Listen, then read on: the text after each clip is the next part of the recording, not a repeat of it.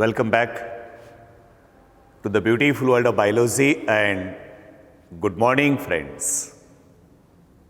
बाळांनो, जीवशास्त्राच्या सुंदर प्रदेशामध्ये तुमचं सर्वांचं पुनश्च एकदा हार्दिक स्वागत करतो. Dear friends, in yesterday's lecture we have learned information about morphology of flowering plant. Morphology of flowering plant या पाठाची partially information काल आपण अभ्यास केली. In which we have studied that morphology म्हणजे काय याचा अभ्यास आपण काल केला. Flowering plant म्हणजे काय? All flowering plants are called angiosperm. Partially that we have also studied. On the basis of their habitat, angiospermic plant body further classified into 5 types that we have studied. Hydrophytes, xerophytes,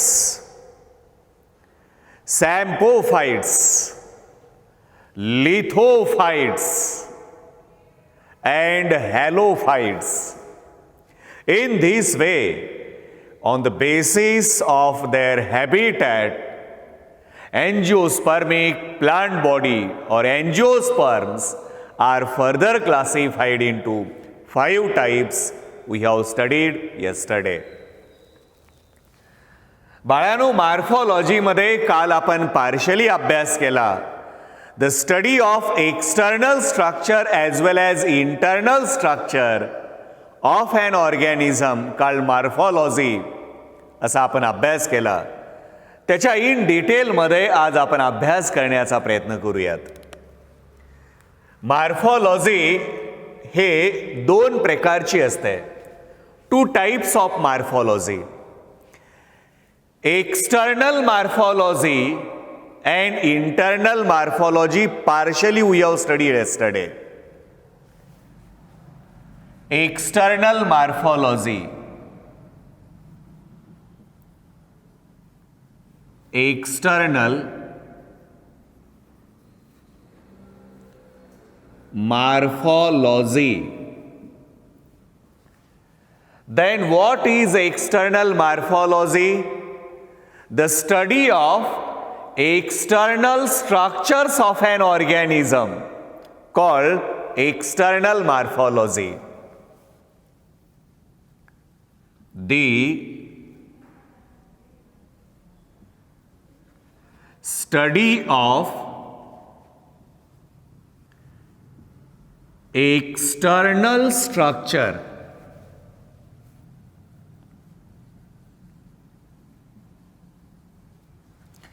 The study of external structures of an organism.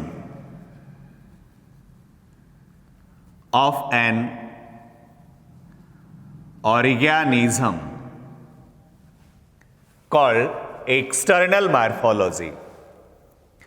Study of external structure of an organism. काल तसं मी partially सांगितलेलं आहे तुम्हाला.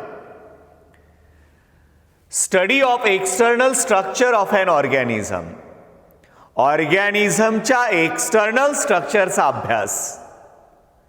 मग organism कुणाला म्हणायचं ते पण काल आपण अभ्यास केला. All living beings are called organisms. All living beings, जेवढे काही सजीव आहेत या सर्व सजीवांना ऑर्गॅनिझम्स असे म्हणतो. आपण बायोलॉजी शिकतो तर बायोलॉजीमध्ये ऑर्गॅनिझम म्हणजे काय हे आम्हाला माहिती असणं आवश्यक आहे. All living beings are called organism. Living बीइंग्सलाच ऑर्गॅनिझम असे का म्हणतात? Because their body form by different organ. अनेक ऑर्गन एकत्र येतात आणि ऑर्गॅनिझम तयार होतो आणि म्हणून ऑल लिव्हिंग बीइंग्सला आपण ऑर्गॅनिझम्स असे म्हणतो. Plant as well as animals are organisms. आपण प्लांटला सुद्धा ऑर्गॅनिझम म्हणतो, ॲनिमल्सला सुद्धा ऑर्गॅनिझम म्हणतो, because the body of plant and animal formed by organ. Plant आणि ॲनिमलची बॉडी हे ऑर्गननी बनलेली आहे, म्हणून प्लांट आणि ॲनिमल या दोघांनाही अर्थात all living beings are called organisms. सर्व सजीवांना आपण ऑर्गॅनिझम्स असे म्हणतो. याच्यामध्ये बाळांनो आपण अभ्यास केला. In plant body root is a organ, stem is a organ, leaves are the organ. हे ऑर्गन आहेत. मूळ, स्टेम आणि पानं हे अनेक ऑर्गन एकत्र येऊन तो ऑर्गॅनिझम तयार झाला, म्हणून आपण प्लांटला सुद्धा ऑर्गॅनिझम असे म्हणतो. ॲनिमलच्या बाबतीबद्दल बोलायचं जर झालं तर ऑर्गॅनिझम, आपण सुद्धा ऑर्गॅनिझम्स आहोत. कारण आपलं शरीर हे हात, पाय, नाक, कान, डोळे, पाट, पोट, केस, ओठ, नख, दात असे अनेक ऑर्गन एकत्र आले आणि म्हणून आपण organism. The study of external structures of an organism. ऑर्गॅनिझमच्या एक्सटर्नल स्ट्रक्चरच्या अभ्यासाला एक्सटर्नल मॉर्फोलॉजी असे म्हणतात. Study of external structure. आता स्टडी ऑफ एक्सटर्नल स्ट्रक्चर म्हणजे काय थोडंफार पहा लेकरांनो. ही प्लांट बॉडी आहे. या प्लांट बॉडीमध्ये हे स्टेम आहे बाळांनो, हे रूट आहे. हे रूट आहे. या स्टेमवर अशा प्रकारे हे लिव्ज येतात. हे लिव्ज आहेत. आता हे या प्लांटची काय आहे? External structure. या प्लांटची एक्सटर्नल स्ट्रक्चर आहे. या प्लांटच्या एक्सटर्नल स्ट्रक्चरचा अभ्यास ज्याच्यामध्ये केला जातो त्याला आपण एक्सटर्नल मॉर्फोलॉजी असे म्हणतो. The study of external structure of an organism. मी काल पण सांगितलं, आज पण शिकवलं, आज पण ते सांगतोय म्हणजे टाइमपास नव्हे, मी कन्सेप्ट क्लिअर करतोय बाबा. एक्सटर्नल मॉर्फोलॉजी म्हणजे काय हे लेकरांना कळलं पाहिजे लेकरांनो. तर एक्सटर्नल मॉर्फोलॉजी म्हणजे या वनस्पतीच्या रूटचा अभ्यास. सर्व वनस्पतीमध्ये रूटचे सारखेच प्रकार असतात अशातला भाग नाही. रूटची सारखीच रचना असते अशातला भाग नाही. काहीमध्ये ॲडव्हान्टेशियस रूट आहेत, काहीमध्ये टॅप रूट आहेत. अशा प्रकारच्या रूटच्या एक्सटर्नल स्ट्रक्चरचा अभ्यास. आता पहा, स्वीट पोटॅटो असेल, रताळा आपण म्हणतो, ते रूट आहे. पोटॅटो हे स्टेम आहे. म्हणजे सर्व स्टेम सारखे नसतात. काही स्टेम एरियल आहेत, काही अंडरग्राऊंड आहेत. अशा प्रकारे वेगवेगळ्या स्टेमचा अभ्यास, एक्सटर्नल स्ट्रक्चर, लिव्हचा अभ्यास. सर्व वनस्पतीमध्ये पानाचा आकार हा सारखा नसतो. वेगवेगळ्या वनस्पतीमध्ये पानांचा आकार वेगवेगळा असतो. त्या वेगवेगळ्या पानांच्या आकाराचा अभ्यास म्हणजेच the external structure, study of external structure. अशा प्रकारे हे प्लांटच्या एक्सटर्नल स्ट्रक्चरचा अभ्यास म्हणजेच एक्सटर्नल मॉर्फोलॉजी. केवळ प्लांटसाठीच एक्सटर्नल मॉर्फोलॉजी आहे का? नाही. ऑफ ॲन ऑर्गॅनिझम हा शब्द वापरलेला आहे.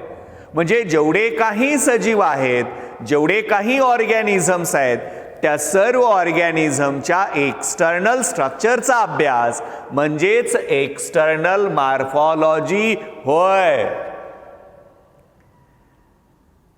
आता ॲनिमलच्या बाबतीमध्ये जर बोलायचं जर झालं, माझी एक्सटर्नल मॉर्फोलॉजी काय असेल? माझ्या शरीरावर हे 2 हँड्स आहेत. हे हात आहेत, हाताला 5 बोटं आहेत. माझ्या शरीरावर या फेसवर 2 डोळे आहेत, नाक आहे, कान आहे. हे लिप्स आहेत. हे माझी काय झाली? एक्सटर्नल स्ट्रक्चर झाली. याला आपण एक्सटर्नल मॉर्फोलॉजी असे म्हणूयात.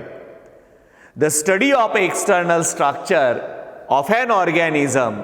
ऑर्गॅनिझमच्या बाह्यरंगाच्या, ऑर्गॅनिझमच्या एक्सटर्नल स्ट्रक्चरच्या बाहेरील रचनेच्या अभ्यासाला आपण एक्सटर्नल मॉर्फोलॉजी असे आपण म्हणतो. The study of external structure of an organism called external morphology. बाळांनो, another one is a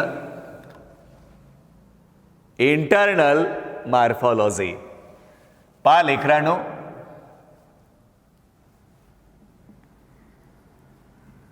internal morphology. What is internal morphology? The study of internal structures of an organism called internal morphology. ऑर्गॅनिझमच्या आतील रचनेच्या अभ्यासाला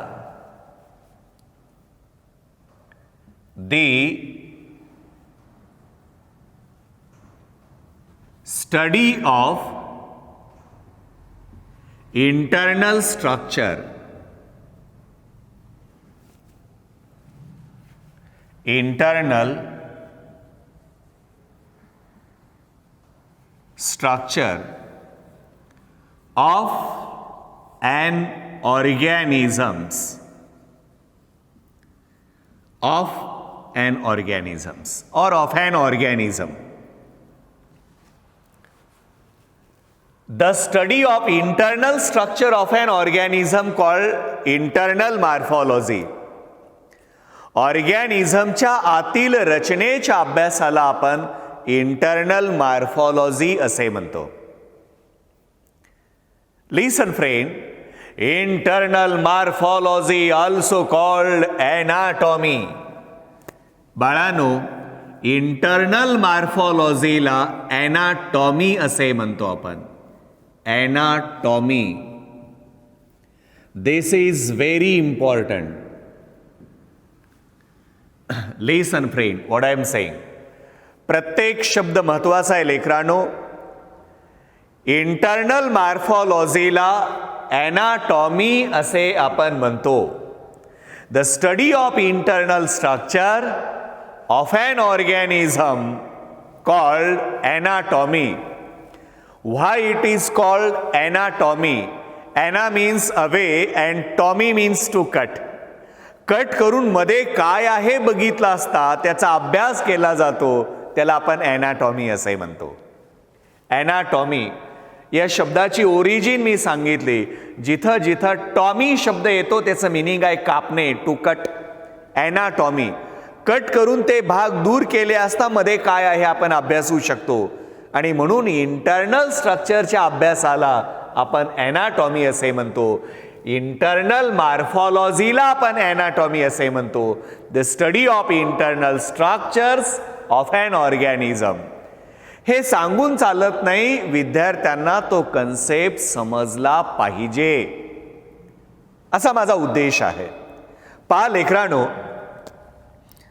just we have studied this is plant body, there is no doubt. हे प्लांटचा जेमिनीचा वरचा भाग stems आहे आणि लेकरांनो हे route आहे. हे या प्लांटची एक्सटर्नल स्ट्रक्चर झाली. या प्लांटच्या मध्ये रूट हे वॉटर ॲब्सॉर्ब करतात, वॉटर आणि मिनरल्स. इथं water conducting tissue called xylem. Water and minerals conducting tissue. वनस्पतीच्या रूटनी घेतलेलं पाणी हे या शूट पर्यंत येतं, या पानापर्यंत पाणी येतं. मग जमिनीतलं पाणी हे वरती कोण घेऊन येतं? तर या स्टेमच्या मध्ये दोन प्रकारच्या टिश्यूज असतात. एक असते झायलम. झायलम पहा लेकरांनो, झायलम हे काय आहे? प्लांट टिश्यू आहे. आणि हे झायलम काय करते? जमिनीतलं पाणी रूटनी घेतलेलं हे स्टेमद्वारे वरी पाठवत असते. प्लांटच्या मध्ये काही पाईपलाईन केलेली आहे का? नाही. प्लांटच्या मध्ये झायलम हे टिश्यू आहे. आता मी झायलम बद्दल सांगितलं. झायलम हे बाहेरून दिसणार आहे का? नाही. झायलम कुठे आहे? झायलम ही प्लांट टिश्यू या प्लांटच्या मध्ये आहे. मग ते आतली टिश्यू पाहण्यासाठी आपल्याला त्या प्लांटला कट करावं लागेल आणि मध्ये काय बघावं लागेल? अशा प्रकारे या आतील रचनेचा अभ्यास म्हणजेच लेकरांनो इंटरनल मॉर्फोलॉजी होय. मला वाटतं आता तुम्हाला व्यवस्थित लक्षात आलं असेल. एखाद्या ऑर्गॅनिझमच्या एक्सटर्नल स्ट्रक्चरचा अभ्यास म्हणजे एक्सटर्नल मॉर्फोलॉजी आणि त्या ऑर्गॅनिझमच्या इंटरनल स्ट्रक्चरचा अभ्यास म्हणजे इंटरनल मॉर्फोलॉजी होय. इंटरनल मॉर्फोलॉजीलाच आपण ॲनाटॉमी असे म्हणतो. तर या प्लांटच्या झायलमचा अभ्यास असेल, food conducting tissue called phloem आपण म्हणतो. वनस्पतीच्या पानामध्ये फूड मटेरियल तयार होतं आणि हे फूड मटेरियल या फ्लोएमद्वारे ट्रान्सपोर्ट होतं. मग फ्लोएम हे बाहेरून दिसत नाही, फ्लोएम हे आतमध्ये असते आणि म्हणून लेकरांनो या ठिकाणी आतील रचनेच्या अभ्यासाला आपण ॲनाटॉमी असे म्हणतो. हे प्लांटबद्दल शिकवतोय आणि म्हणून सांगितलं. पहा बाळांनो,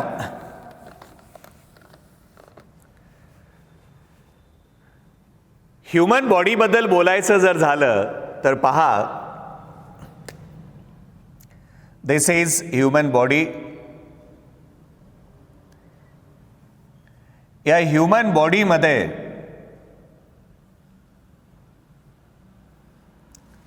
लिसन फ्रेंड, इन ह्युमन बॉडी या ठिकाणी हे वरून आलेली श्वसन नलिका आहे, ट्रॅकिया आपण त्याला म्हणतो. Like this right and left lungs, हे लंग्स आहेत. लंग्स आपल्याला बाहेरून दिसतात का? नाही, लंग्स हे शरीराच्या आतमध्ये आहेत.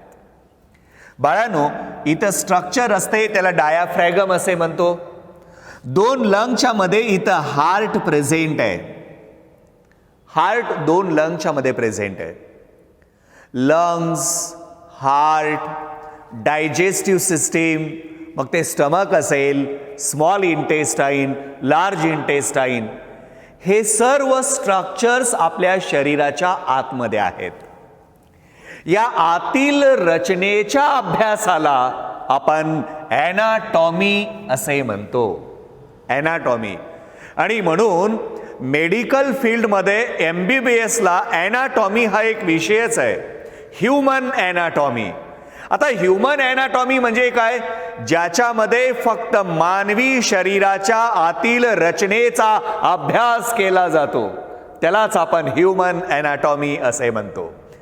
तर मला दोन कन्सेप्ट तुमचे परफेक्ट करायचे होते, एक्सटर्नल मॉर्फोलॉजी आणि internal morphology. Internal morphology also called anatomy, त्याला आपण ॲनाटॉमी असे म्हणतो. त्याला ॲनाटॉमीज का म्हणतो? कारण जोपर्यंत आपण हे कट करणार नाही तोपर्यंत मध्ये काय आहे ते अभ्यासू शकणार नाही. माझ्या शरीरामध्ये काय आहे, लंग्स कुठं आहेत, हार्ट कुठं आहे, stomach, small intestine, large intestine कुठं आहे, हे जर तुम्हाला अभ्यासायचं असेल तर सर्वप्रथम याला कट करावं लागेल. हे कट करून मग आतमध्ये काय आहे ते पाहावं लागेल. मग कट करण्यासाठी ग्रीक भाषेमध्ये शब्द कुठला आहे? टॉमी. ॲना मीन्स अवे, नाही का? कट करून दोन भाग दूर केले असता त्याच्यामध्ये काय आहे ते आपण पाहू शकतो, अभ्यासू शकतो. म्हणून बाळांनो, internal morphology also called anatomy, आणि म्हणून इंटरनल मॉर्फोलॉजीला ॲनाटॉमी असे म्हणतात. So the study of internal structures of an organism called anatomy, also called internal morphology. पण या पाठामध्ये आपण फक्त एक्सटर्नल मॉर्फोलॉजीचा अभ्यास करणार आहोत. प्लांटच्या एक्सटर्नल मॉर्फोलॉजी बद्दल या पाठामध्ये आपण अभ्यास करणार आहोत. बाळांनो, most evolved and dominating members of kingdom Plantae are angiosperms. Listen बाळांनो, काय छान कन्सेप्ट आहे हो. पहा, most इव्हॉल्व्ड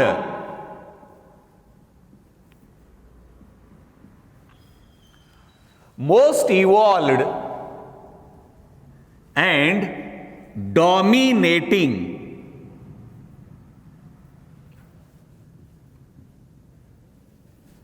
most evolved and dominating members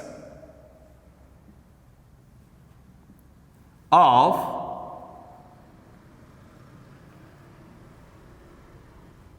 kingdom Plantae are the angiosperm. Angiosperm. किती छान शब्द आहे बाळानो.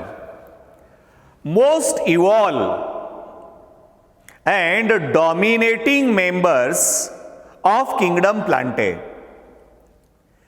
किंगडम प्लांटेमध्ये आपण अभ्यास केलेला आहे. किंगडम प्लांटेमध्ये थॅलोफायटा, ब्रायोफायटा, टेरिडोफायटा, जिम्नोस्पर्म आणि एंजिओस्पर्म या सर्व प्रकारच्या वनस्पतीचा समावेश होतो. थॅलोफायटा, ब्रायोफायटा, टेरिडोफायटा, जिम्नोस्पर्म या सर्व प्लांटला कंपेअर केलं असता एंजिओस्पर्म हे मोस्ट इव्हॉल्वड आहेत. हे जास्तीत जास्त इव्हॉल्व आहेत. त्या प्लांटला कंपेअर केला असता थॅलोफायटा, ब्रायोफायटा, टेरिडोफायटा आणि जिम्नोस्पर्मला कंपेअर केला असता एंजिओस्पर्म हे मोस्ट इव्हॉल्वड आहेत. यांच्यामध्ये उत्क्रांती जास्त झालेली आहे. So they are dominating members. आणि म्हणून किंगडम प्लांटेमध्ये जास्त इव्हॉल्वड आणि डॉमिनेटिंग मेंबर्स कोणते असतील? मी किंगडम प्लांटे बद्दल बोलतोय. किंगडम प्लांटे बद्दल बोलतोय. किंगडम प्लांटेमध्ये most dominating and evolved members are the एंजिओस्पर्म.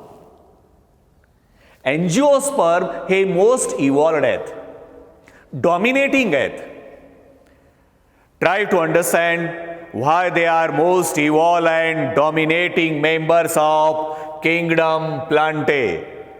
Because angiosperm, that is flowering plants, are well adapted to environmental conditions. बाळानो